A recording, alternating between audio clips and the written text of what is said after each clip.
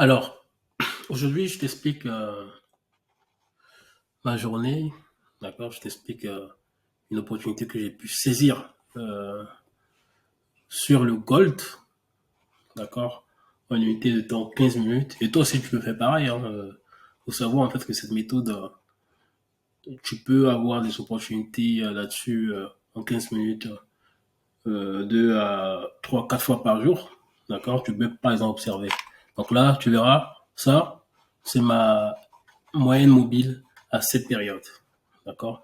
Là, on peut voir en fait que on a une direction qui est bien orientée vers le haut. Donc, on a une tendance qui est haussière.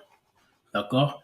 Et à un moment donné ici, qu'est-ce qui s'est passé quand la M7 elle a changé de couleur?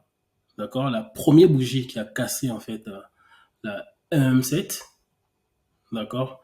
Moi, je suis entré en position à la cassure baissière de cette bougie-là. Donc, c'est là, d'accord? Quand on a dépassé ce niveau-là, je suis rentré, c'est-à-dire que je suis rentré, disons, à 24, 29.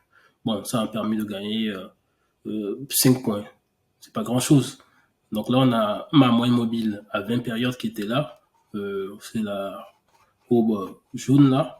Donc mon objectif, c'était d'atteindre ce niveau-là. Et c'est ce qui s'est passé. Donc vous avez vu, à la suite, on a une bougie qui impulsif qui a été touché à MM20 au point qu'il a même dépassé un tout petit peu.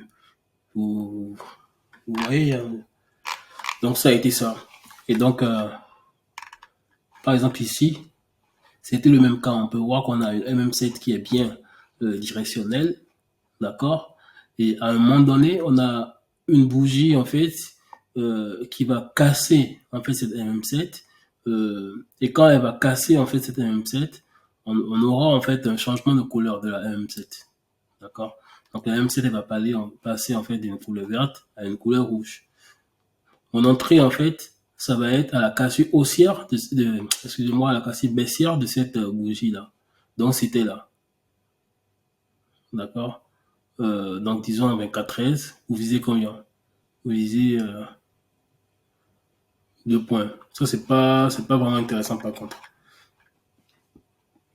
Par contre là,